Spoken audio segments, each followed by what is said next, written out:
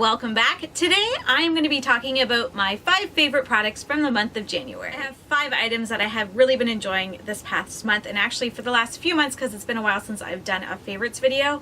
So these 5 are products that have stood out to me over the last several months, and I do have one fail as well. So to start things off, the first thing that I have that is favorite is by Dermacol, and it's their Caviar Long Stay Makeup and Corrector, and this is a foundation. I got it from my dear friend Julia from Julia's Bee Beauty. She sent this over to me. I can't get it here in Canada, but this has quickly become a favorite for me. It is a very thick foundation.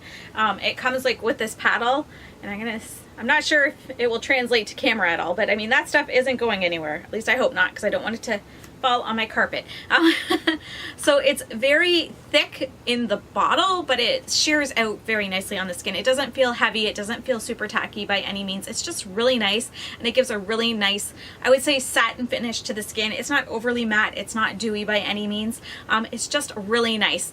I find it very comparable to my e.l.f. Flawless Finish foundation, except this one has a little bit more coverage to it, and it's in the actual bottle, it's a little bit thicker, but it feels thinner on the skin, if that makes sense. I'm not sure how that works, but that's my experience with it. It does have a nice concealer on the top as well, which I do enjoy. It blends out beautifully. It lasts all day. It doesn't settle into my fine lines or anything like that. It's just an all-around really nice product. So I highly recommend, if you can get your hands on this, to try it out. It's the Caviar Long Stay by Dermacol, and I have the shade Nude, or number 3. My next favorite is a hair oil, and I don't normally talk about hair things, but this has impressed me so much. I got this a few months ago, I believe in a top box, or I think I got it in a top box and a luxe box, so subscription boxes, but it's the Verb Ghost Oil, and this stuff has like changed my hair game for me. And I'm, again, not a huge hair person. I just want it to look nice and have some shine to it. I don't want it to be frizzy. I don't ask a lot of my hair because it can be very temperamental sometimes. But I found that this stuff is really nice. It makes my hair feel super soft. It leaves it super shiny, but it doesn't leave it weighted down and greasy feeling.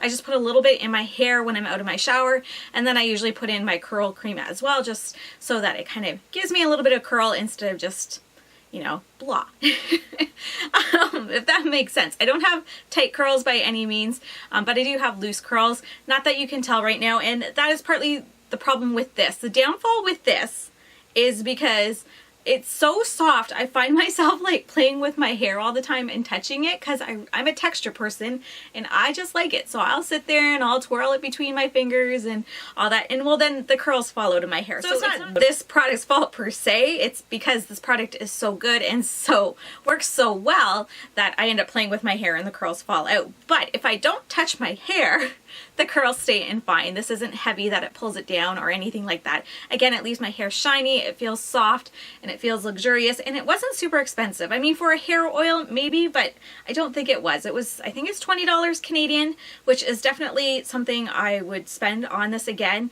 I still have another bottle to use up, so I'm happy about that. I've been using it for a good, I don't know, at least 6 weeks, I would say.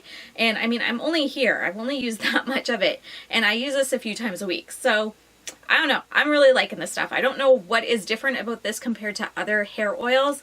I've tried some drugstore ones. I've tried another salon brand one before, and this is nice. It's the best out of all the ones that I've tried. Next up, I have a fan favorite here on YouTube. It is the Benefit Ka-Brow.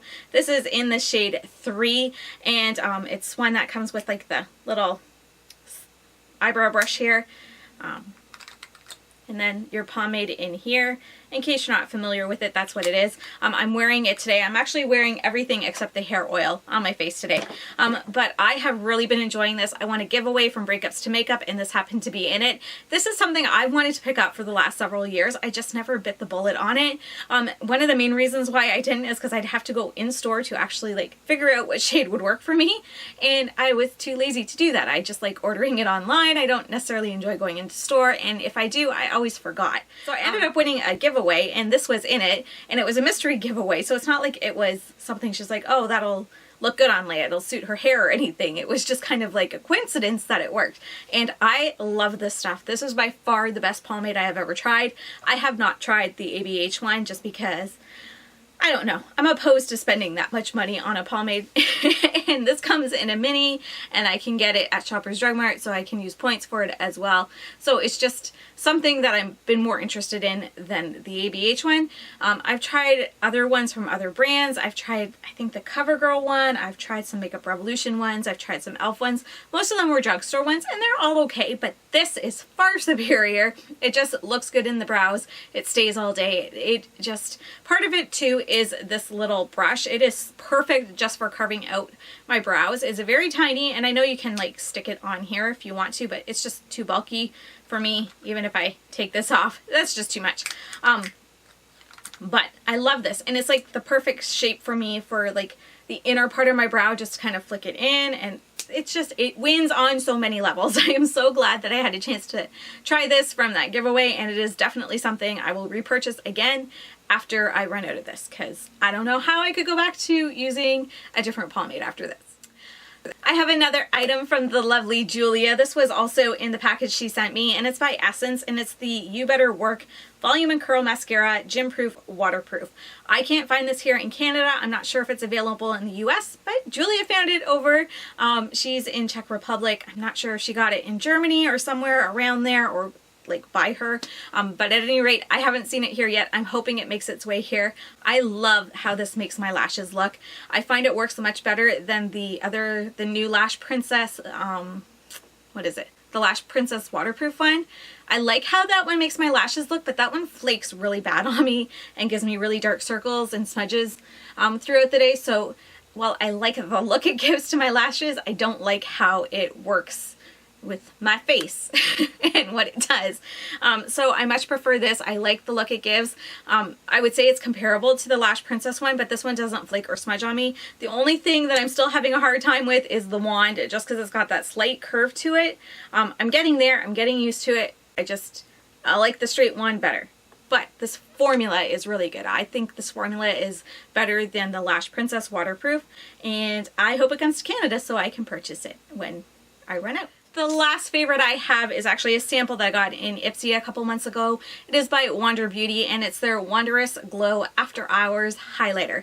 I have, again, this on today. Not sure if it's picking up on the light or not, but this is such a beautiful highlighter. I mean, it's hard to tell when you're swatching it, and my hands are dry, so it's hard to tell what it actually looks like. I mean, I do have it on my face, so you can kind of see from that.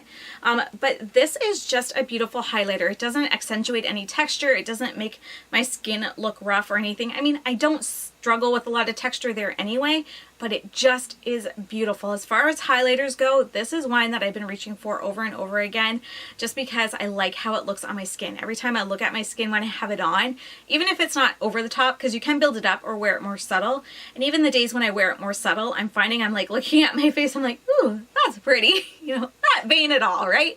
But yeah, I really enjoy how this looks on my skin, and I've heard other people talk about these as well, and they've really enjoyed them. But yes, this is one that I would probably go and repurchase as long as I wasn't sick of it by then or found something else. I mean, it's hard to say because this is going to last me a long time, but my feelings now are if I ran out of this, I would run out and buy the full size from Sephora. And my disappointment for the last couple months, I was looking forward to using this. I really was. I was watching someone's channel, and they were talking about, you know, being older and more mature, and this person was talking about what she does to make her under eyes look less crepey, and she was using this product, and I'm like, oh, that sounds interesting. I'm going to try it. So I ordered it, and it is the Catrice Liquid Camouflage Under Eye Primer.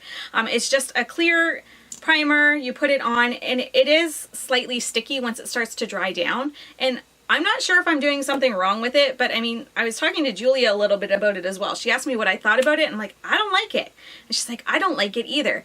I can't get this to work. I put this on my under eyes before I do any concealer or anything like that, and then I wait for it to dry down. Well, actually, I've tried it a couple ways. I've waited for it to dry down and then put my concealer on top, and it doesn't matter if I use the Catrice concealer. It doesn't matter if I use a different brand of concealer. It pills up and it goes flaky and gross, and it's really weird, a really weird consistency. I've never had that happen with something like this under my eyes before. So yeah, I've tried it where I've waited for it to dry down completely, and I've also tried it where it's still a little wet and tried like maybe that's what I need to do, and it does the same same thing every time. At first when I was doing it, I'm like, maybe I need to use the Catrice concealer with it because I do have it, and so I tried it and it worked a little bit better, but it still built up into the same things. It didn't do anything as far as smoothing out my under eyes or making my concealer last any longer.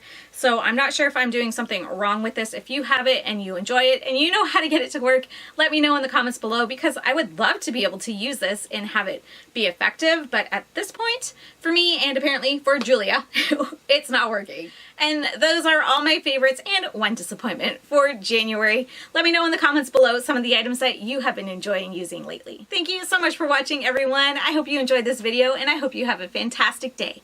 Bye-bye.